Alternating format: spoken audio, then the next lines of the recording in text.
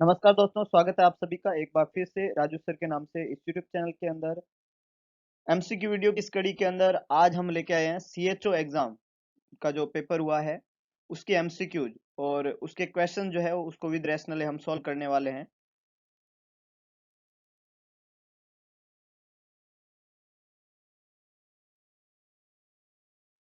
दो पार्ट के अंदर ये पेपर हुआ था, पार्ट ए और पार्ट बी।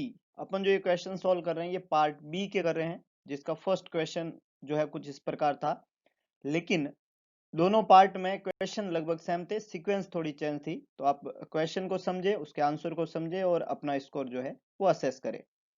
क्वेश्चन है विच of the following is not a macronutrient. कौन सा मैक्रोन्यूट्रिएंट नहीं है? मैक्रोन्यूट्रिएंट की जब हम बात करते हैं तो आपको पता होगा कि बेसिकली चार जो तीन है वो मैक्रोन्यूट्रिएंट होते हैं और दो माइक्रोन्यूट्रिएंट होते हैं। न्यूट्रिशन की जब हम बात करते हैं तो मैक्रोन्यूट्रिएंट जो होते हैं उसमें कार्बोहाइड्रेट, प्रोटीन और फैट आता है। ये तीन मैक्रोन्यूट्रिएंट होते हैं, कार्बोहाइड्रेट, प्रोटीन और फैट। और माइक्रोन्यूट्रिएंट के अंदर मिनरल्स और विटामिन आते हैं। तो यहाँ पे पूछा हुआ है मैक्रोन्यूट्रिएंट कौन सा नहीं है। ऑप्शन में प्रोटीन दिया हुआ है जो कि एक मैक्रोन्यूट्रिएंट है। ऑप्शन में फैट दिया हुआ है जो कि एक मैक्रोन्यूट्रिएंट है। ऑप्शन में विटामिन दिया हुआ है जो कि मैक्रोन्यूट्रिएंट नहीं है। और सवाल ने यही पूछा कि कौन सा नहीं है। और ऑप्शन में कार्बोहाइड्रेट दिया हुआ है जो कि एक मैक्रोन्यूट्रिएंट है। मतलब ये तीन जो है ये तो मैक्रोन्यूट्रिएंट होते हैं, इसलिए ये आंसर नहीं बनेंगे। इसलिए यहाँ आंसर क्या रहेगा? सी, और दैट इज विटामिन। क्वेश्चन था which of the following is A water soluble vitamin. कौन सा वाटर सोल्यूबल विटामिन है? वाटर सोल्यूबल विटामिन की जब हम बात करते हैं तो दो विटामिन होते हैं वाटर सोल्यूबल, विटामिन बी और विटामिन सी, है ना। दो विटामिन जो होते हैं वो कैसे होते हैं? वाटर सोल्यूबल विटामिन होते हैं। और जो फैट सोल्यूबल विटामिन होते हैं उनको ए, डी, ई और के नाम से हम जानते हैं। न्यूट्रिशन के पॉइंट ऑफ व्यू में सबसे इजी क्वेश्चन है दोनों ही, जो क्वेश्चन 1 था और ये क्वेश्चन 2। तो वाटर सोल्यूबल विटामिन में विटामिन बी और विटामिन सी आते हैं। और सवाल ने ये पूछा है कौन सा है, तो इन दोनों में से आंसर ढूंढना अपने को। विटामिन ए जो है वो फैट सोल्यूबल है, विटामिन सी जो है ये वाटर सोल्यूबल है। इसका मतलब जवाब यही बनेगा। सवाल ने यही पूछा है वाटर सोल्यूबल कौन सा होता है। विटामिन डी जो है वो अगेन फैट सोल्यूबल है, और विटामिन ई जो है वो भी फैट सोल्यूबल है।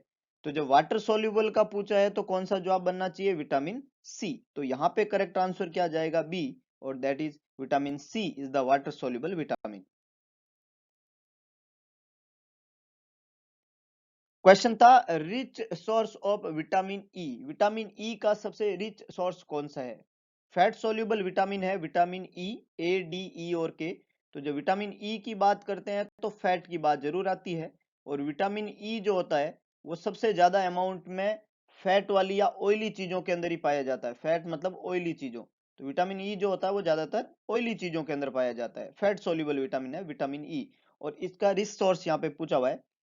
ऑप्शन है मीट। मीट जो है वो रिच सोर्स होता है प्रोटीन का। इसका रिच सोर्स होता है प्रोटीन। प्रोटीन एक मैक्रोन्यूट्रिएंट है, और मीट जो है वो प्रोटीन का रिच सोर्स होता है, वो मैक्रोन्यूट्रिएंट है। जबकि विटामिन जो होते हैं वो माइक्रोन्यूट्रिएंट में आते हैं। तो मीट जो होता है वो विटामिन का रिच सोर्स नहीं है, स्पेशली विटामिन ई का नहीं है। सनफ्लावर ऑयल, अभी हमने बोला कि ऑयल की जहां बात आती है, ऑयली फैटी चीजों की बात आती है, वो विटामिन ई होता है। तो यहाँ पे लिखा हुआ है सनफ्लावर ऑयल। तो यहाँ पे सनफ्लावर ऑयल जो है वो विटामिन ई का रिच सोर्स माना जाएगा। वेजिटेबल्स और फ्रूट्स जो होते हैं ये मिनरल्स और विटामिन इनमें भी होते हैं, लेकिन वेजिटेबल्स और फ्रूट जो होते हैं इसके अंदर माइक्रोन्यूट्रिएंट्स के अंदर मिनरल्स ज्यादा अमाउंट के अंदर पाए जाते हैं। वेजिटेबल्स और फ्रूट्स के अंदर विटामिन भी होते हैं, लेकिन विटामिन ई के रिसोर्स नहीं है। ज्यादातर ये वाटर सोल्यूबल विटामिन के रिसोर्स होते हैं। वेजिटेबल और फ्रूट में ज्यादातर विटामिन बी कॉम्प्लेक्स और विटामिन सी वगैरह पाए जाते हैं, जैसे सिट्रस फ्रूट जो है विटामिन सी के रिसोर्स है। तो इस तरीके से ये वाटर सोल्यूबल विटामिन के रिसोर्स माने जाते हैं वेजिटेबल्स और फ्रूट्स। तो ए, सी और डी जो है ये खोटे जवाब है, इसलिए डेफिनेटली करेक्ट आंसर क्या रहेगा? B, that is sunflower oil. तो B is the correct one. Resource of vitamin E is sunflower oil. Question था which of the following is a vitamin C deficient disease. Vitamin C की deficiency से होने वाली बीमारी कौन सी है? Vitamin C की डेफिशिएंसी से होने वाली बीमारी का यहाँ पे क्वेश्चन पूछा है। तो विटामिन सी अभी हमने पढ़ा कि ये कौन सा विटामिन है। विटामिन सी एक वाटर सोल्यूबल विटामिन है, विटामिन बी और विटामिन सी दोनों ही वाटर सोल्यूबल विटामिन है। तो विटामिन सी की डेफिशिएंसी से होने वाली बीमारी के बारे में यहाँ पे पूछा है।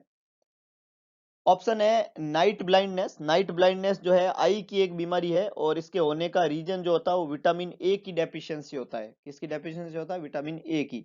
और विटामिन ए एक फैट सोल्यूबल विटामिन है, तो ये तो आंसर नहीं बन सकता।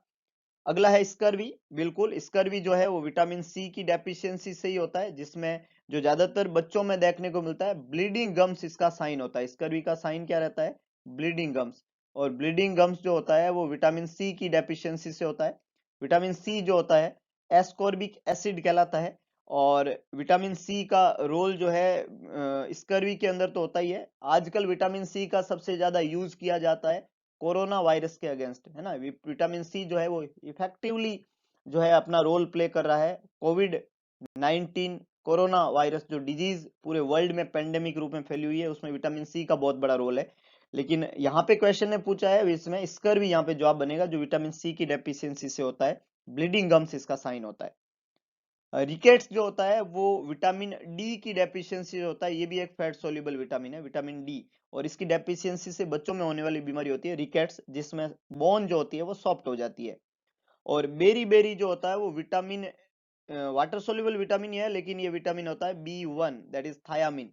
और थायामिन की डेफिशिएंसी से होने वाली बीमारी होती है बेरी बेरी। दो तरह की बेरी बेरी हम पढ़ते हैं, ड्राई और वेट बेरी बेरी, है ना। ड्राई और वेट। ड्राई बेरी बेरी वो होती है जिसमें न्यूरोलॉजिकल सिम्टम आते हैं सारे, और वेट बेरी बेरी जो होती है जिसमें कार्डियोवैस्कुलर सिस्टम के सिम्टम आते हैं, इसमें नर्वस सिस्टम के सिम्टम आते हैं। तो ड्राई बेरी बेरी और wet beriberi vitamin B1 thiamine की डेफिशिएंसी से होता है। रिकेट्स विटामिन डी और नाइट ब्लाइंडनेस विटामिन ए। तो पीछे क्या बचा? स्कर्वी, और वो किससे होएगा? विटामिन सी की डेफिशिएंसी से। क्वेश्चन था कॉम्प्लीमेंट्री फीडिंग। कॉम्प्लीमेंट्री फीडिंग बोल दो या वीनिंग बोल दो, वीनिंग का ही दूसरा नाम है कॉम्प्लीमेंट्री फीडिंग। वीनिंग का ही दूसरा नाम है कॉम्प्लीमेंट्री फीडिंग। स्टार्ट किया जाता है एट द एज ऑफ। तो वीनिंग जो है उसके स्टार्टिंग की एज जो रहती है, नॉर्मली हम पढ़ते हैं पीडियाट्रिक के अंदर 4 to 6 मंथ। वीनिंग जो होती है उसकी स्टार्टिंग एज क्या रहती है? 4 से 6 महीना। Exclusive breast feeding, exclusive breast milk जो होता है ईबीएम जिसको बोलते हैं, वो दिया जाता है 6 महीने की उम्र तक। 6 मंथ की एज तक एक्सक्लूसिव ब्रेस्ट मिल्क दिया जाता है। एक्सक्लूसिव ब्रेस्ट मिल्क का मतलब होता है ब्रेस्ट मिल्क के अलावा बच्चे को कुछ भी नहीं देना। तो 6 महीने तक ये बच्चे को मदर के द्वारा दिया जाता है। 6 महीने तक की उम्र तक मैक्सिमम जो है ब्रेस्ट मिल्क जो है वो मदर बच्चे को देती है। उसके बाद में अमाउंट जो होता है वो मिल्क का इतना नहीं रहता जितना बच्चे की नीड होती है। तो नीड को फुलफिल करने के लिए ब्रेस्ट मिल्क के अलावा जो एक्स्ट्रा फीडिंग मटेरियल बच्चे को हम प्रोवाइड कराते हैं उसको वीनिंग या कॉम्प्लीमेंट्री फीडिंग बोला जाता है। उसकी स्टार्टिंग एज 4 to 6 मंथ रहनी चाहिए। सवाल ने यही पूछा है कब स्टार्ट करना है, कौन सी उम्र में। ऑप्शन था एट बर्थ। तो एट बर्थ तो ब्रेस्ट फीडिंग शुरू कराते हैं, वीनिंग शुरू नहीं करते हैं सीधा। 6 मंथ, तो 4 से 6 महीने हमने यहाँ बोला, तो डेफिनेटली 6 महीने यहाँ पे जवाब बनना चाहिए। 1 ईयर एंड 2 ईयर बहुत लेट एज है ना। तो ये तब तक बच्चा जो है वो माल नरिश हो जाएगा, इसलिए हम 6 मंथ पे एक्सक्लूसिव ब्रेस्ट फीडिंग जो है वो शुरू कर देते हैं। इसलिए बी यहाँ पे करेक्ट आंसर रहेगा। ए, सी और डी जो है ये खोटे जवाब है। क्वेश्चन है विच nutrient help in tissue repair. Tissue repair के अंदर कौन सा न्यूट्रिएंट काम में लेते हैं? देखिएगा पेपर ने न्यूट्रिशनल चीजों को बहुत ज्यादा तवज्जो दिया है और न्यूट्रिशन सब्जेक्ट से बहुत सारे क्वेश्चंस आए हैं। कौन सा न्यूट्रिएंट मदद करेगा टिश्यू रिपेयर के अंदर? टिश्यू रिपेयर के अंदर तो मैक्सिम नॉर्मली जो है टिश्यू रिपेयर या इनकी हम बात कर रहे हैं कि बॉडी के रिपेयरमेंट में या हीलिंग में कोई मदद करते हैं। तो मैक्रो न्यूट्रिएंट में हीलिंग या रिपेयर में मदद करने वाला तो होता है प्रोटीन। कार्बोहाइड्रेट, प्रोटीन और फैट के अंदर प्रोटीन जो होता है वो हीलिंग या रिपेयरिंग में मदद करता है मैक्रो न्यूट्रिएंट के अंदर। और माइक्रो न्यूट्रिएंट के अंदर जो है विटामिन सी, विटामिन सी जो होता है, विटामिन सी माइक्रो न्यूट्रिएंट में विटामिन के अंदर विटामिन सी, और मिनरल्स के अंदर हम देते हैं जिंक, है ना। तो विटामिन सी और जिंक जो होते हैं ये माइक्रो न्यूट्रिएंट है जो हीलिंग में या रिपेयरिंग में मदद करते हैं। मैक्रो न्यूट्रिएंट के अंदर प्रोटीन ये काम करता है। और माइक्रो और मैक्रो दोनों में हमें बोला जाए तो डेफिनेटली बड़ा नाम मैक्रो का ही होता है जो कि हीलिंग या रिपेयरिंग में मदद करेगा। तो यहाँ पे जब भी आपको इस तरीके का टिश्यू रिपेयर या हीलिंग का पूछा जाए तो आपको मैक्रो के अंदर प्रोटीन को याद रखना और माइक्रो के अंदर विटामिन सी और जिंक जो है, इनको याद रखना होता है कि ये टिश्यू रिपेयर या हीलिंग में मदद करेंगे। रिपेयर करना मतलब किसी भी टूटी हुई चीज को वापस मरम्मत करना। तो टिश्यू मतलब अपनी बॉडी की सेल से बने हुए जो ग्रुप ऑफ सेल होते हैं उनको टिश्यू बोलते हैं, उनकी रिपेयरिंग करनी है। तो न्यूट्रिएंट के नाम यहाँ पे पूछा है। विटामिन पूछा है तो डेफिनेटली विटामिन सी मदद करता है, लेकिन स्पेसिफिक किसी विटामिन का नाम नहीं दिया है। कार्बोहाइड्रेट और फैट का काम रिपेयरिंग का नहीं रहता है। ये मैक्रोन्यूट्रिएंट में हमने किसका नाम बोला? प्रोटीन का। इसलिए कार्बोहाइड्रेट फैट रिपेयरिंग में मदद नहीं करते हैं। विटामिन में विटामिन सी स्पेसिफिक होता तो जवाब जरूर होता, लेकिन मैक्रो में प्रोटीन स्पेसिफिक नाम यहाँ पे दिया हुआ है। तो जब स्पेसिफिक नहीं दिया तो विटामिन बी यहाँ पे जवाब नहीं बनेगा, क्योंकि किसी स्पेसिफिक विटामिन की बात नहीं करें। हाँ, अगर स्पेसिफिक विटामिन भी हो जाता ऑप्शन के अंदर और प्रोटीन होता तो डेफिनेटली बड़ा तो बड़ा ही होता है। तो ये मैक्रो न्यूट्रिएंट जो है ये जवाब बनता। तो यहाँ पे करेक्ट आंसर क्या बनेगा? डी, दैट इज प्रोटीन, जो टिश्यू रिपेयर के अंदर क्या करता है? मदद करता है।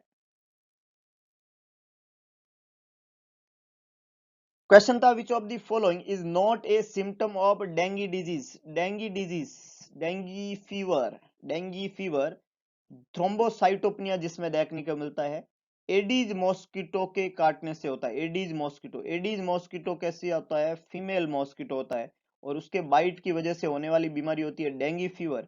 और डेंगी डिजीज जो होती है उस बीमारी का दूसरा नाम बोन ब्रेक फीवर बोलते हैं। इसको बोन ब्रेक फीवर, हड्डी तोड़ बुखार, बोन ब्रेक फीवर इसलिए बोलते हैं क्योंकि इस बीमारी के अंदर बॉडी के अंदर हाई ग्रेड फीवर के साथ में माइल्जिया एंड जॉइंट पेन होता है ना। एक तो इसके अंदर क्या होता है? High grade fever. Dengue fever के अंदर एक क्या होता है? हाई ग्रेड फीवर होता है। हाई ग्रेड फीवर के अलावा इसके अंदर क्या होता है? माइल्जिया होता है। माइल्जिया मतलब मसल पेन। और इसके अलावा इसके अंदर क्या होता है? Joint pain. इसके अलावा इसमें क्या होता है? Joint pain. तो हाई ग्रेड फीवर, माइल्जिया और जॉइंट पेन, ये सिम्टम जो है ये देखने को मिलते हैं डेंगू फीवर के अंदर। बोन ब्रेक फीवर भी इसको बोलते हैं। एडीज मॉस्किटो, फीमेल मॉस्किटो जो है उसके बाइट से होता है डेंगू डिजीज। सवाल ने पूछा इसका कौन सा सिम्टम नहीं है? तो जो सिम्टम है वो हम बोल रहे हैं कि बहुत ज्यादा इसमें बुखार आता है, मसल में पेन होता है, जॉइंट में पेन होता है, और एक और खास सिम्टम इस बीमारी का रहता है कि जो आंख रहती है उसके पीछे की तरफ बहुत ज्यादा, रेट्रो ऑर्बिटल पेन बोलते हैं इसको। रेट्रो ऑर्बिटल पेन मतलब आई पेन, आंखों के अंदर दर्द ऐसा बोलेंगे, लेकिन कहाँ होता है? आंख के पीछे की तरफ बहुत ज्यादा दर्द होता है। ये क्लासिकल क्लिनिकल सिम्टम होता है डेंगू फीवर के। और जब हम टेस्ट कराते हैं तो डेंगू टेस्ट पॉजिटिव आता है, आईजीजी इम्यूनोग्लोबुलिन टेस्ट होता है डेंगू टेस्ट। और इसके अलावा डेंगू के अंदर हम ब्लड काउंट चेक कराते हैं तो बॉडी में प्लेटलेट जो होते हैं, थ्रोम्बोसाइट जिनको बोलते हैं प्लेटलेट, उसके नंबर कम देखने को मिलते हैं। प्लेटलेट के नंबर के कम होने को थ्रोम्बोसाइटोपनिया कहते हैं। तो डेंगू फीवर के अंदर थ्रोम्बोसाइटोपनिया देखने को मिलता है, प्लेटलेट के नंबर बॉडी में कम देखने को मिलेगी। सवाल ने पूछा डेंगू फीवर का कौन सा सिम्टम नहीं है? हाई ग्रेड फीवर सिम्टम है, हमें बताना है कौन सा नहीं है।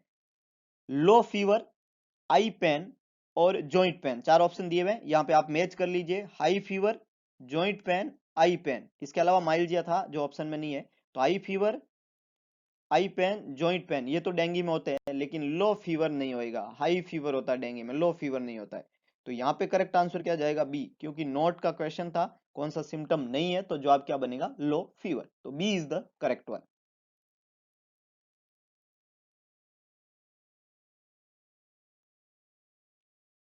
Full form of VVM, VVM है ना, जो कि पोलियो का जो वैक्सीन होता है, पोलियो, पोलियो का जो वैक्सीन होता है, ओरल पोलियो वैक्सीन जिसको ओपीवी कहते हैं, लाइव वैक्सीन होता है। इस oral polio vaccine, OPV live vaccine जो होता है, इस लाइव वैक्सीन के ऊपर एक बेसिकली जो है पोलियो का वैक्सीन जो है वो सबसे ज्यादा हीट के प्रति सेंसिटिव वैक्सीन होता है। तो इसके ऊपर वैक्सीन को यूज कर सकते हैं नहीं कर सकते उसको मॉनिटर करने का एक तरीका होता है वीवीएम, है ना, जिसके अंदर अपन ने देखा कि इस तरीके से एक गोल होता है और उसके अंदर एक जो है अपन कह सकते हैं कि रेक्टेंगल शेप के अंदर एक शेप के अंदर एक वहां पे कलर कोड दिया होता है। और अंदर वाला जो ये रेक्टेंगल है इसका कलर बाहर वाले से लाइट होना चाहिए, है ना। तो जब कलर इसका लाइट है, लाइट मतलब हल्का कलर है, और जब इसका कलर बाहर वाले के इक्वल है, इक्वल है, जब इसका कलर जो है वो लाइट है, एक तो ये बिल्कुल जो है व्हाइट होता है, अंदर वाला व्हाइट, बिल्कुल व्हाइट है, या बाहर वाले से अंदर वाले का कलर लाइट है, इन दो कंडीशन के अंदर तो हम इसको यूज कर सकते हैं। और अंदर वाला और बाहर वाला इक्वल है कलर, या अंदर वाला बाहर वाले से ज्यादा क्या हो चुका है? डार्क हो चुका है, तब हम इसको यूज नहीं कर सकते। इस तरीके की मॉनिटरिंग सिस्टम दिया होता है ओरल पोलियो वैक्सीन की वाइल के ऊपर, तो वैक्सीन के वाइल के ऊपर एक मॉनिटरिंग सिस्टम वीवीएम होता है। तो बहुत आसान है अब पता करना। वैक्सीन वायबिलिटी नहीं होता है, वैक्सीन जो होता है उसकी जो वाइल होती है उसके ऊपर मॉनिटरिंग सिस्टम है। तो वैक्सीन की वाइल होती है उसके ऊपर एक मॉनिटरिंग सिस्टम होता है, इसको वीवीएम बोलते हैं, वैक्सीन वाइल मॉनिटरिंग। ये मॉनिटरिंग हम करते हैं, है ना, कि उसका कलर कैसा है, अंदर वाले से मैच करो, है ना, कि एकदम बिल्कुल अंदर वाले के जैसा है ही नहीं, बिल्कुल व्हाइट है, या हल्का सा कलर चेंज हुआ है, थोड़ा अंदर वाले के जैसा हुआ है लेकिन ज्यादा नहीं हुआ है, तब तक इसको यूज कर सकते हैं इन दो सिचुएशन में। और अंदर वाले के इक्वल हो गया है तब यूज नहीं कर सकते, और अंदर वाले के से ज्यादा डार्क हो गया तब भी यूज नहीं करते। वैक्सीन वेरिफिकेशन मॉनिटर या वैक्सीन वायबिलिटी मॉनिटर ये नहीं होता है, तो ये होता है वैक्सीन वाइल मॉनिटर, वीवीएम का फुल फॉर्म। बहुत आसान question, B is the correct one.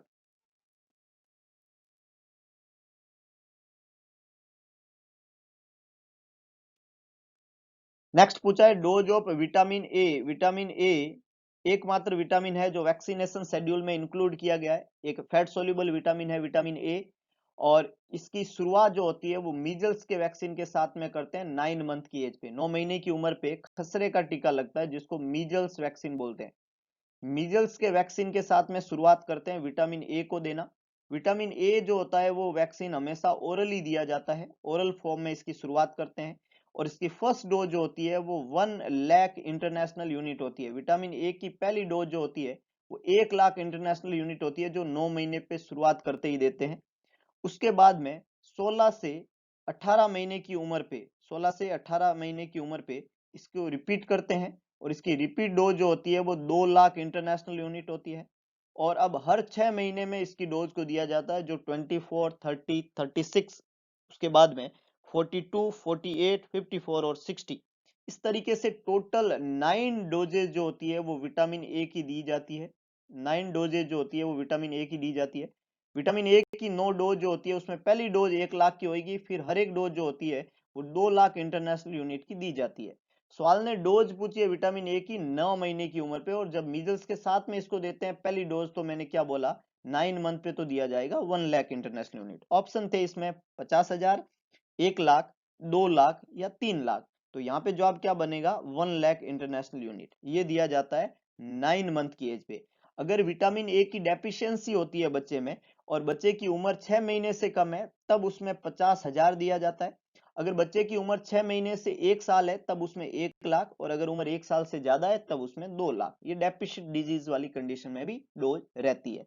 और यहाँ पे वैक्सीनेशन शेड्यूल में 9 महीने पे 1 लाख, और उसके बाद में 2 लाख से शुरुआत करते हैं, और हर 6 महीने में 2-2 lakh international unit vitamin A को दिया जाता है।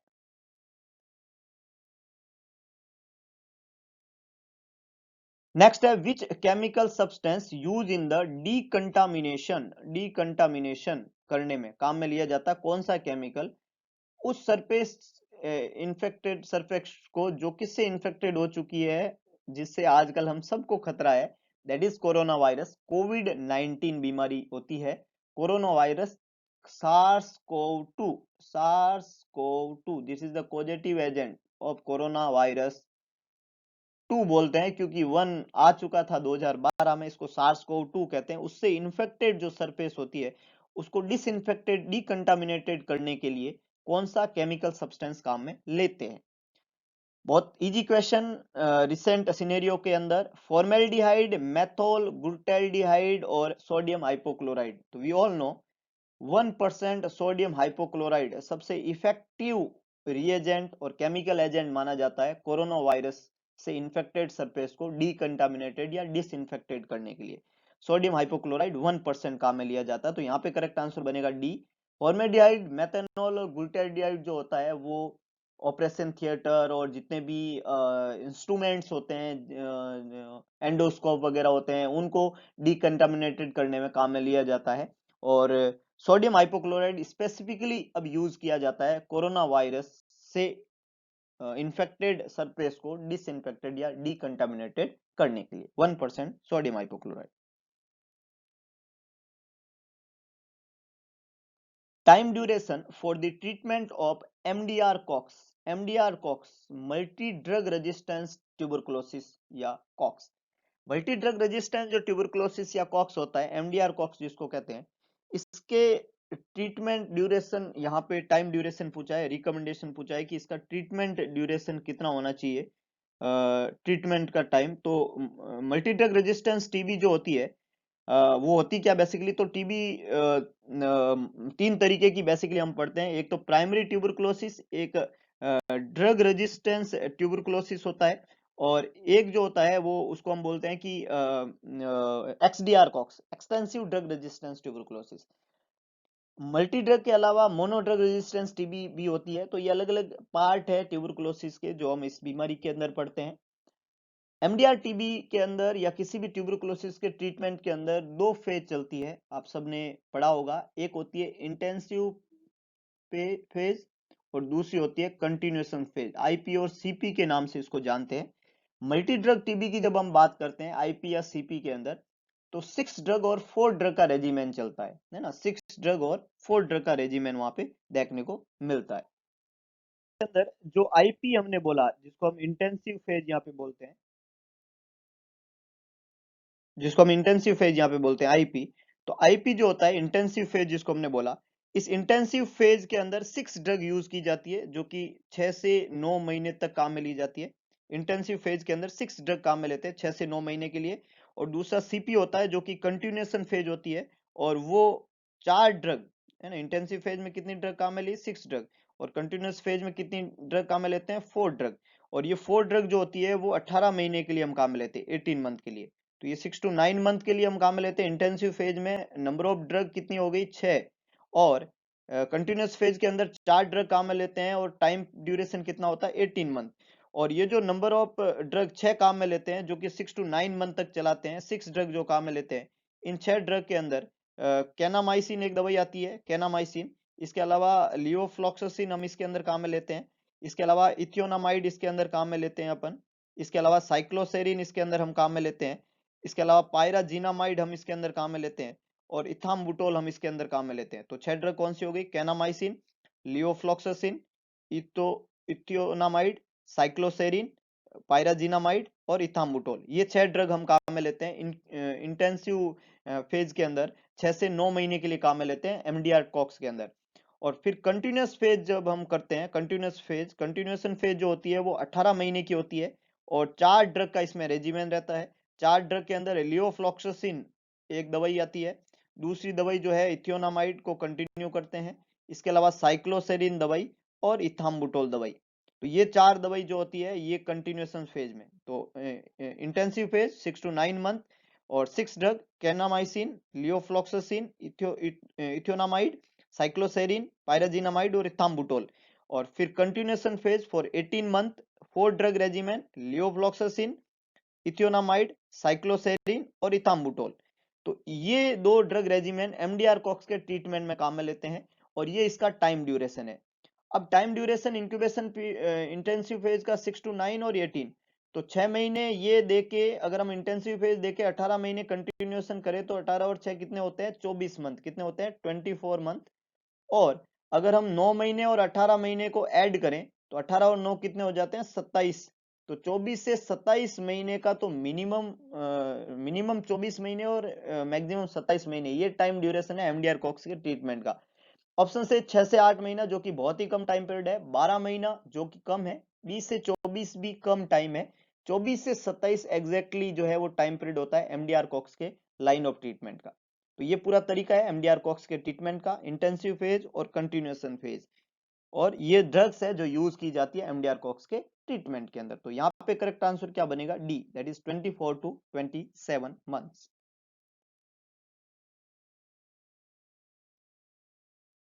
नेक्स्ट है during pregnancy minimum gap between two tetanus vaccine. देखिएगा वैक्सीनेशन शेड्यूल में हम पढ़ते हैं कि प्रेगनेंसी के दौरान दो वैक्सीन काम में लिए जाते हैं। टिटनस वैक्सीन प्रेगनेंसी में दिया जाता है, TT1 और TT2। एकमात्र वैक्सीन जो प्रेगनेंसी में काम में लिया जाता है वो टिटनस वैक्सीन है, जिसकी दो डोज वहां पे दी जाती है, एक TT1 एक TT2। और ये रिकमेंडेशन है कि TT1 और TT2 में TT1 लगा देना चाहिए जैसे ही प्रेगनेंसी कंफर्म हो जाए, है ना, कंसीव कर लिया लेडी ने, तो TT1 लगा दो। TT1 के एक महीने बाद में, एक महीने का मतलब होता है 4 सप्ताह, 4 वीक्स, 1 मंथ में होते हैं 4 वीक्स। 1 महीने बाद में TT2 का वैक्सीन लगा लो। किसी भी 2 वैक्सीन, है ना, किसी भी 2 सेम वैक्सीन, जैसे टिटनस का एक वैक्सीन और ये दूसरा वैक्सीन, सेम वैक्सीन के बीच में मिनिमम 1 महीने का गैप तो होना ही चाहिए, 4 सप्ताह का गैप तो होना ही चाहिए। ये वैक्सीन के अंदर यूनिवर्सल रूल है। तो TT1 और TT2 के अंदर मिनिमम गैप जो है वो 4 सप्ताह का होना चाहिए, 1 महीने का होना चाहिए। सवाल ने यही पूछा है मिनिमम गैप कितना होना चाहिए टीटी वैक्सीन के बीच में। 1 सप्ताह कम टाइम है, 2 सप्ताह ये भी कम टाइम है, 4 सप्ताह ये बिल्कुल एग्जैक्टली करेक्ट टाइम है, क्योंकि हमने बोला मिनिमम 4 सप्ताह का गैप तो होना ही चाहिए, और 12 सप्ताह ज्यादा टाइम है, इतना टाइम देने की जरूरत नहीं है, तो मिनिमम 4 वीक का टाइम होना चाहिए। अच्छा, 4 वीक से ज्यादा हो गया तो क्या हो गया, तो भी हम लगाएंगे, भले 5 सप्ताह हो गया, 7 हो गया, 12 सप्ताह भी हो गया तो भी लगाना है, भूल हो गई तो कोई बात नहीं, लेकिन मिनिमम कितना होना चाहिए 4 वीक, इससे कम नहीं चलेगा। इसलिए ए, बी और डी यहाँ पे खोटे जवाब है। करेक्ट आंसर क्या बनेगा, सी।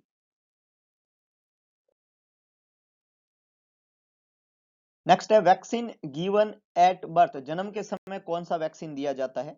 BCG OPV hepatitis, BCG OPV hepatitis C, BCG OPV pentavalent. तो देखिएगा, हेपेटाइटिस सी तो गलत है ना, और पेंटावेलेंट गलत है। क्यों गलत है, क्योंकि हेपेटाइटिस सी नहीं लगाया जाता वैक्सीनेशन शेड्यूल के अंदर, और पेंटावेलेंट जो होता है वो 1.5 महीने से शुरुआत करते हैं, है ना, 1.5 मंथ पे शुरुआत करते हैं पेंटावेलेंट, जिसके अंदर डीपीटी आता है। पेंटावेलेंट में डीपीटी इंक्लूड होता है, डीपीटी जो होता है वो 1.5 महीने से पहले नहीं लगाते, इसलिए पेंटावेलेंट भी नहीं रहेगा।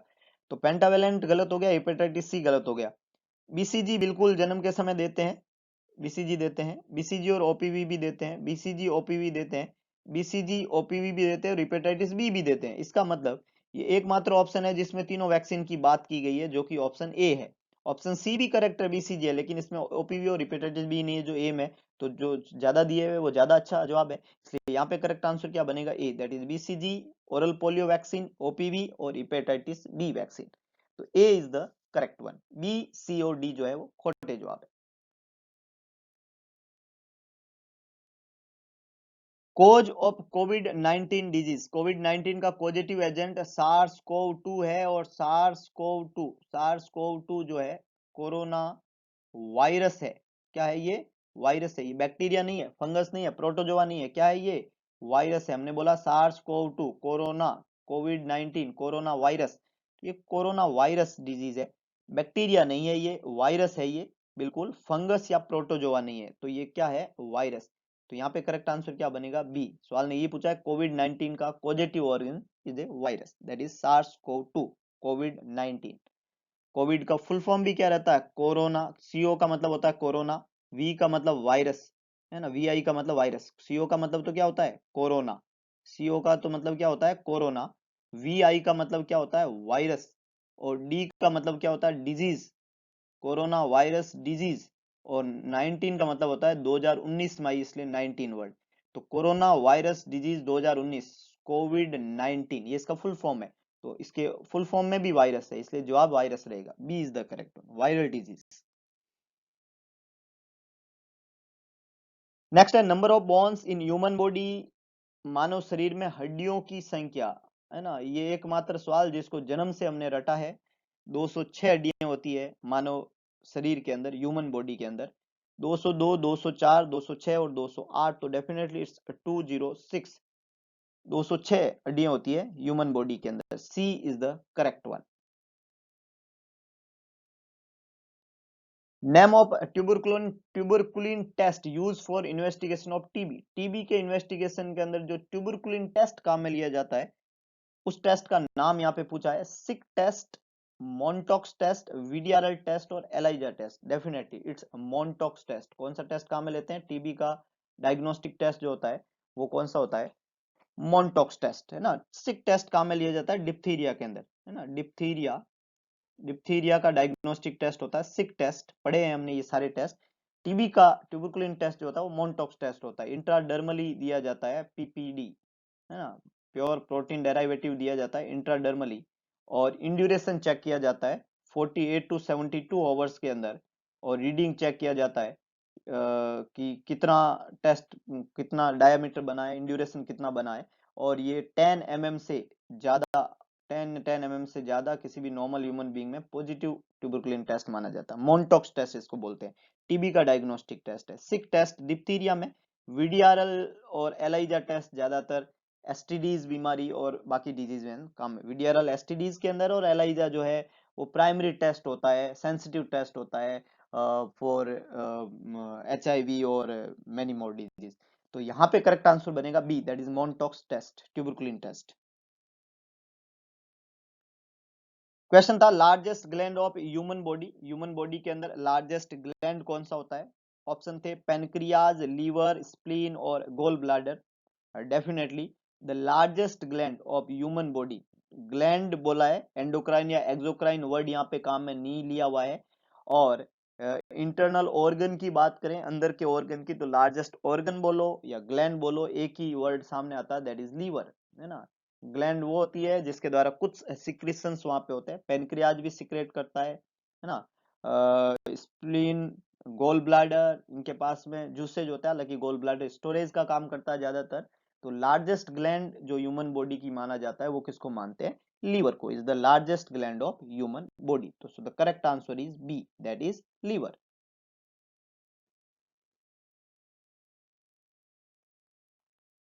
जो भी अपने सिक्रीशंस बनाता है जिसको हम बाइल जूसेज कहते हैं, लीवर जो भी अपने सिक्रीशंस बनाता है उसको हम क्या बोलते हैं? Bile juices. और जो बाइल लीवर बनाता है उस बाइल को स्टोर कौन करता है? उस बाइल को स्टोरेज कौन करता है? स्टोरेज करने का काम किसके द्वारा होता है? गोल ब्लैडर के द्वारा, जो लीवर के पास ही पाया जाता है। गोल ब्लैडर स्टोर करता है ना। तो liver is the largest gland in human body.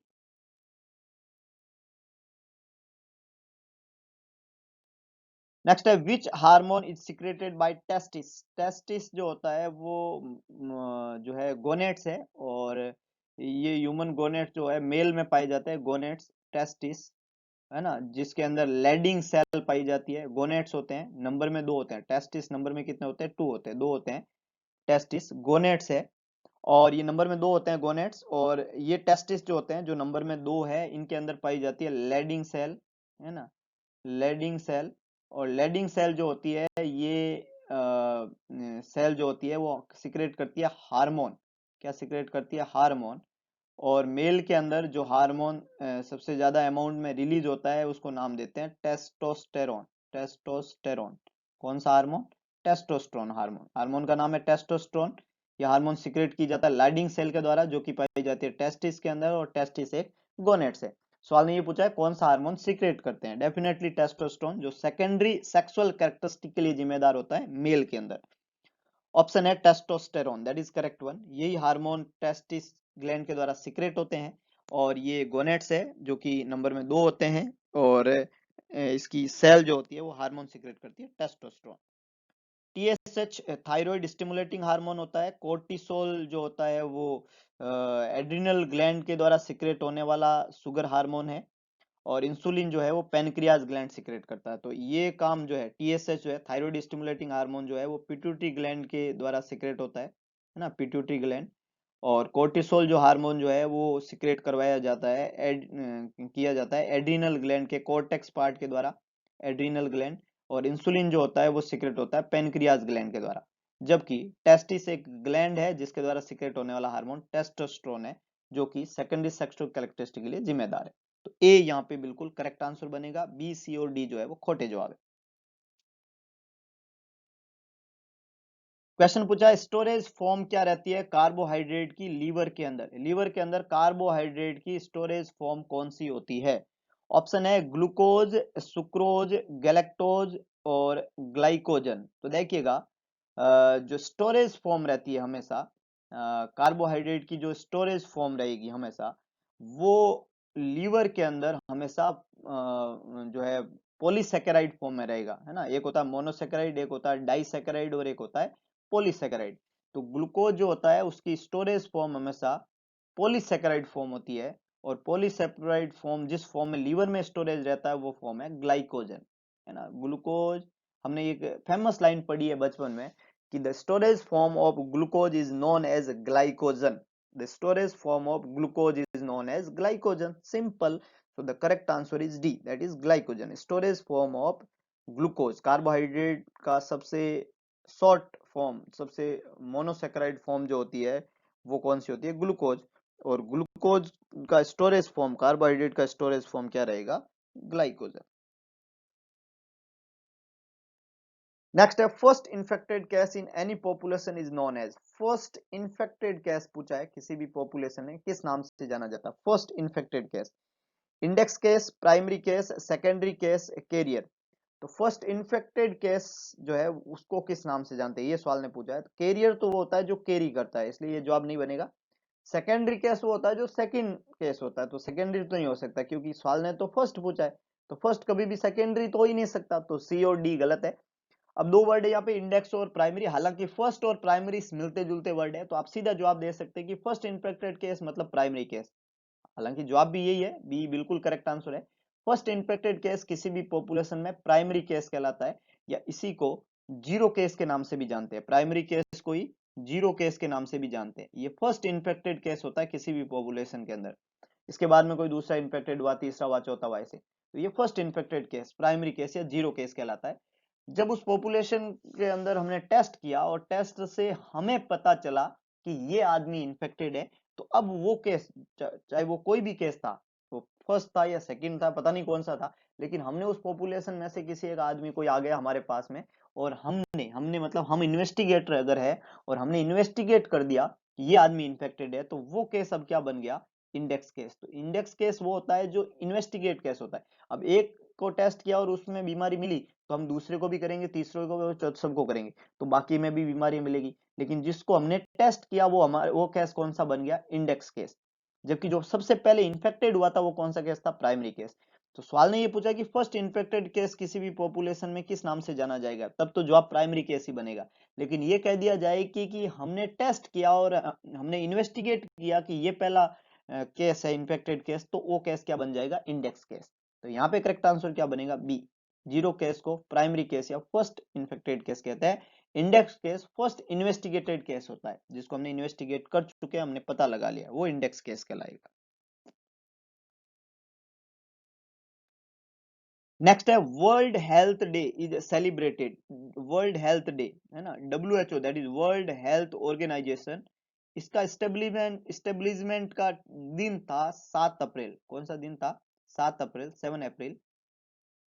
और 7 अप्रैल को जब WHO स्टेब्लिश हुआ, तब 1948 की बात है, ये 48 के अंदर WHO स्टेब्लिश हुआ था। और उस समय को, उस टाइम को, उस दिन को ही वर्ल्ड हेल्थ डे के रूप में सेलिब्रेट करते हैं। ऑप्शन है 10 मई, 1 दिसंबर, 11 मार्च और 7 अप्रैल। तो 7 अप्रैल जो है वो वर्ल्ड हेल्थ डे के रूप में सेलिब्रेट करते हैं, क्योंकि उस दिन वर्ल्ड हेल्थ ऑर्गेनाइजेशन जो है उसका एस्टेब्लिशमेंट हुआ था। सो यहाँ पे करेक्ट आंसर क्या बनेगा? D, that is 7 April. Next है current president of India. We all know who is our president, है ना। It's not prime minister, it's president. और प्रेसिडेंट तो दिल्ली एम्स ने भी पूछा है और यहाँ भी पूछा जा रहा है। VK Naidu is not the president, current president. Shri Pranab Mukherjee is not the current president, it's former president. Shri Ram Nath Kovind, that is correct one, it's current president. R N Kovind जो है वो हमारे करंट इंडिया के प्रेसिडेंट है, राष्ट्रपति जिसको बोलते हैं वो है। Sri Lal Krishna Advani is not the former, not the current president. So the C is the correct answer. That is Ram Nath Kovind. Sri Ram Nath Kovind is the current president of India. MTP Act in is stabilized. कब stabilize हुआ है? कौन से year में, कौन से सन में stabilize हुआ है? 62, 71, 65 और 84। तो 1971 is the correct one. MTP act जो है वो बनाया और लागू 72 में हुआ, पर 71 यहाँ पे ऑप्शन में है, तो that is correct one. B यहाँ पे आंसर बनेगा, ए सी और डी खोटे जवाब है। एमटीपी एक्ट कहता है कि 20 वीक जो होता है, 20 वीक जो है वो एज मानी जाती है। हालांकि लेटेस्ट जो है इसको 24 कर दिया गया है, लेकिन अभी भी 20 वीक जो है से हम मानते हैं कि जो है मेडिकल टर्मिनेशन कराया जा सकता है। लेटेस्ट जो है अभी अपग्रेड हुआ है, 24 वीक अब कर दिया गया है। एमटीपी एक्ट जो है इसकी शुरुआत 1971 में हुई। स्टेब्लिशमेंट का टाइम पूछा है 1971। क्वेश्चन था which of the following disease is eliminated from India, India से एलिमिनेशन कौन सी बीमारी का हो चुका है 2013-14, है ना, 14 में इस बीमारी का एलिमिनेशन हुआ है इंडिया से। बहुत इंपॉर्टेंट बात है, एलिमिनेटेड बीमारी कौन सी हो चुकी है इंडिया से। टीबी अभी तक एलिमिनेट नहीं हुई है। एलिमिनेशन का मतलब होता है कि किसी भी पर्टिकुलर एरिया में कोई भी केस का नहीं होना। तो इंडिया के अंदर एलिमिनेशन का मतलब है इंडिया के अंदर उसके केस नहीं है। तो टीबी के केस इंडिया में अभी भी मौजूद है, इसका मतलब इसका एलिमिनेशन नहीं हुआ है। मलेरिया के केस इंडिया में अभी भी है, इसलिए इसका मतलब इसका एलिमिनेशन नहीं हुआ है। पोलियो का केस इंडिया के अंदर 2014 के बाद में नहीं देखा गया है, इसलिए पोलियो मुक्त भारत घोषित कर दिया। हालांकि पोलियो की वैक्सीन अभी भी दी जाती है ताकि दोबारा से कोई केस ना बने, लेकिन पोलियो का एट प्रेजेंट इंडिया में कोई भी केस नहीं होने के कारण, जीरो केस होने के कारण, इस पर्टिकुलर जियोग्राफिकल एरिया जिसको इंडिया के नाम से हम जानते हैं, इस भारत भूमि से इस बीमारी का एलिमिनेशन हो चुका है, दैट इज पोलियो। एड्स अभी भी इंडिया में मौजूद है, इसका एलिमिनेशन नहीं हुआ है। तो टीबी, मलेरिया और एड्स ये तो एलिमिनेट नहीं हुए, इसलिए ये खोटे जवाब है। पोलियो का एलिमिनेशन हो चुका है, इसलिए पोलियो यहाँ पे एलिमिनेटेड डिजीज माना जाएगा, जो कि इंडिया से एलिमिनेट हो चुका है। C is the correct one.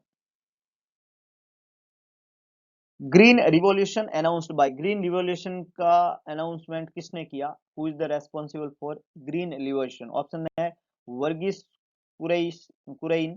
Varghese Curran जो होता है वो व्हाइट रिवॉल्यूशन के लिए है। ये इन्होंने किसका अनाउंसमेंट किया था? व्हाइट रिवॉल्यूशन के लिए। व्हाइट रिवॉल्यूशन जो है वो इन भाई साहब ने दिया था, पर ग्रीन का इनसे रिश्ता नहीं है। Tribhuvan Das Patel is not the person who is related to the Green Revolution. MS Swaminathan is the correct one. MS Swaminathan is the person who announced Green Revolution, who is related to the Green Revolution. तो C यहाँ पे correct answer बनेगा। HM Dalaya is not the correct one. तो C correct answer है MS Swaminathan. Green Revolution का announcement MS Swaminathan के द्वारा हुआ। स्वच्छ भारत अभियान, स्वच्छ भारत अभियान is launched in India, India में कब लॉन्च हुआ स्वच्छ भारत अभियान? स्वच्छता का संबंध इंडिया के अंदर हमारे प्रधानमंत्री जी ने महात्मा गांधी से कनेक्ट किया, महात्मा गांधी। इसलिए स्वच्छ भारत अभियान की शुरुआत जो है वो श्री महात्मा गांधी जी के बर्थ एनिवर्सरी से शुरुआत किया था, जो कि 2 अक्टूबर को माना जाता है। ऑप्शन है 2 सितंबर, 2 अक्टूबर, 15 अगस्त और 2 अक्टूबर। तो 2 अक्टूबर जो है वो करेक्ट आंसर बनता है स्वस्थ भारत अभियान का। लेकिन इसका अनाउंसमेंट, इसकी लॉन्चिंग 2013 में नहीं होके कब हुई? 14 में, है ना। 2014 में माननीय प्रधानमंत्री जी श्री नरेंद्र मोदी के द्वारा 2 अक्टूबर 2014 के अंदर स्वच्छ भारत अभियान को लॉन्च किया गया था इंडिया के अंदर। करेक्ट आंसर है B, that is 2 October 2014। Question था which of the following is responsible for global warming? Global warming का मतलब होता है पूरी जगह पे, मतलब तापमान का बढ़ना, है ना। ग्लोबल वार्मिंग एक बहुत बड़ी प्रॉब्लम है पूरे अर्थ के अंदर। और ग्लोबल वार्मिंग का रीजन रहता है, नॉर्मली क्या होता है कि जो सन रेज आती है वो अर्थ पे आती है और अर्थ से वो वापस रिफ्लेक्ट होती है, लेकिन यहाँ पे कुछ गैसेज पाई जाती है इस सतह के ऊपर, जो कि उन रेज को वापस नहीं जाने देती है, और जिसकी वजह से वो अपने इस पूरे ग्लोबल का, पूरे विश्व का तापमान जो है वो बढ़ा रही है। इसको ग्लोबल वार्मिंग कहते हैं। तो ग्लोबल वार्मिंग का सबसे ज्यादा कारण जो रहता है वो एनवायरनमेंट के अंदर पाई जाने वाली गैसेज है, जिनको ग्रीन हाउस इफेक्ट बोलते हैं, है ना। इस इफेक्ट को क्या बोलते हैं? ग्रीन। तो ग्रीन हाउस इफेक्ट में जिम्मेदार है गैसेज, और ये गैसेज जो है ये ग्लोबल वार्मिंग कराने का काम करती है। फायर इन कोल माइंस, सूखी खेती, ड्राई खेती इसको कहते हैं, या मानसून, ये जवाब खोटे है, बी, सी और डी। करेक्ट आंसर क्या रहेगा? A, that is green house effect, global warming के लिए रेस्पॉन्स। क्वेश्चन था which of the following disease not spread through orofecal route? Orofecal route से कौन सी बीमारी की स्प्रेडिंग नहीं होती है? Measles, typhoid, cholera, hepatitis A. Hepatitis A, cholera और टाइफाइड, ये 3 ऐसी बीमारियां हैं जिनका जो है स्प्रेडिंग जो होती है वो ओरोफिकल रूट से ही होती है। इन तीनों बीमारियों का स्प्रेडिंग जो है वो किससे होती है? ओरोफिकल रूट से ही होती है, इसलिए ये जवाब तो खोटे बन गए। मीजल्स वो बीमारी है जिसकी स्प्रेडिंग जो होती है वो ड्रॉपलेट तरीके से होती है। कौन से तरीके से? ड्रॉपलेट। रेस्पिरेटरी रूट रहता है, ड्रॉपलेट तरीका रहता है। मीजल्स बीमारी वायरल डिजीज होती है।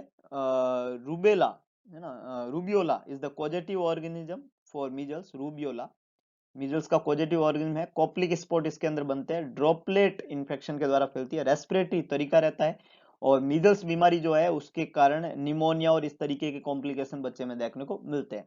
तो मीजल्स बीमारी ड्रॉपलेट इन्फेक्शन स्प्रेडिंग होती है ड्रॉपलेट से, मीजल्स का ओरोफिकल रूट से नहीं होता, इसलिए यहाँ पे करेक्ट आंसर बनेगा ए। नहीं का क्वेश्चन था कि कौन सा ओरोफिकल से नहीं होता, इसलिए जवाब है measles. A is the correct one.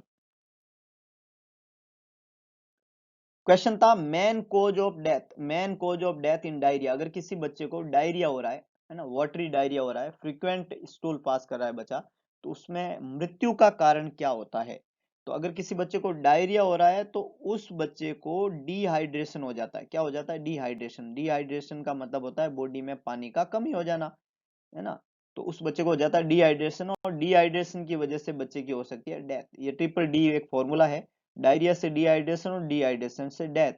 If we want to prevent death we have to prevent dehydration, and if we want to prevent dehydration we have to control diarrhea, and prevent dehydration we have to use oral rehydration solution, है ना। ORS अपन देते हैं diarrhoea वाले बच्चे को, oral rehydration solution. Rehydration solution इसीलिए देते हैं ताकि बच्चे में क्या नहीं हो? डिहाइड्रेशन। क्यों? क्योंकि डिहाइड्रेशन बच्चे में डेथ करने का काम करेगा। So the main cause of death in the child with diarrhoea is dehydration. तो वॉमिटिंग, एब्डोमिनल एक और फैटिक जो है ये खोटे जवाब है।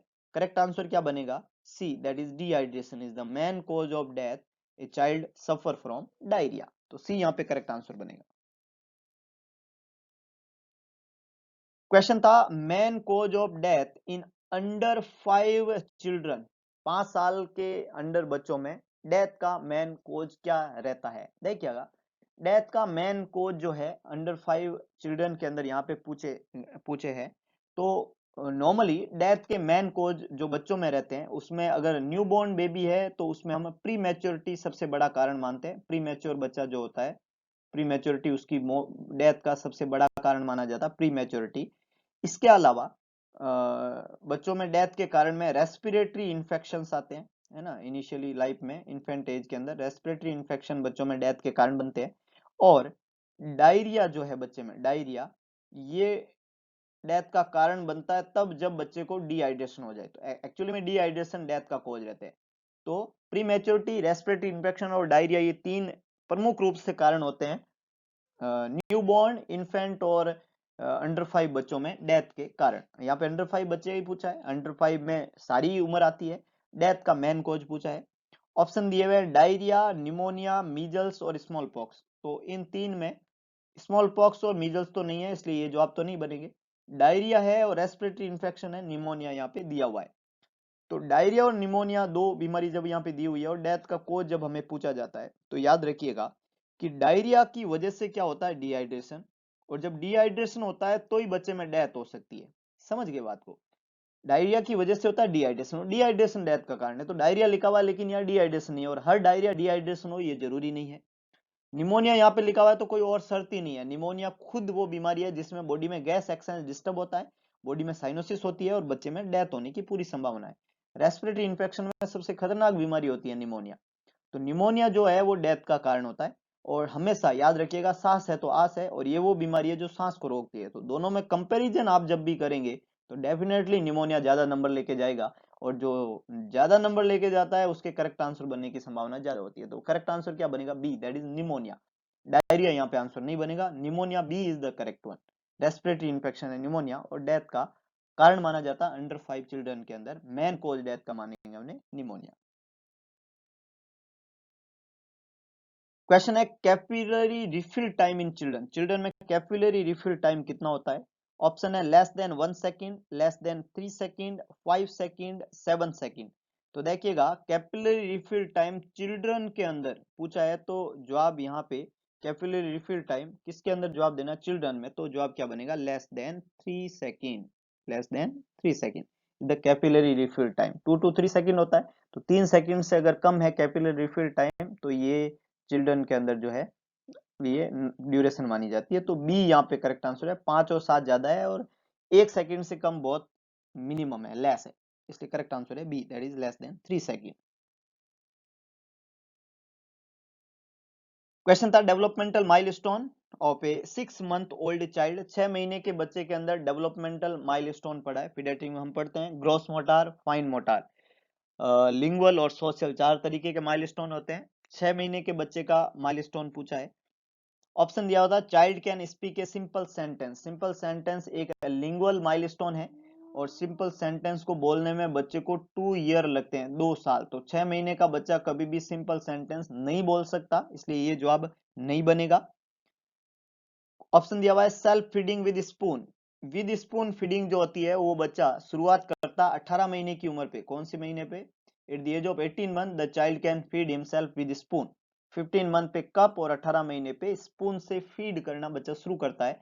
6 महीने बहुत छोटी उम्र है इस बच्चे के लिए। Child can sit, yes, 6 month का बच्चा बैठ सकता है विद सपोर्ट, है ना, विद सपोर्ट ना। The child can sit with support, support के सारे बच्चा बैठ सकता है at the age of 6 month with support. Without support बच्चा जो होता है वो लगभग 8 मंथ की एज पे बैठता है। विद सपोर्ट बच्चा जो है वो 6 मंथ पे, 6 मंथ पे the child can sit with support और विदाउट सपोर्ट दोनों हो सकता है। विद सपोर्ट 6 मंथ एज होएगा और विदाउट सपोर्ट होएगा तो एज होएगी 8 मंथ। ऐसी दो एज हम मानते हैं। अगर वो विदाउट सपोर्ट की बात करें तब एज क्या होती है? 8 मंथ। विद सपोर्ट की बात करें तो एज होती है 6 मंथ। और चाइल्ड कैन स्टैंड, बच्चा खड़ा हो सकता है। तो खड़े होने की उम्र विद सपोर्ट होती है 11 मंथ और विदाउट सपोर्ट होती है 12 मंथ, 12 महीना।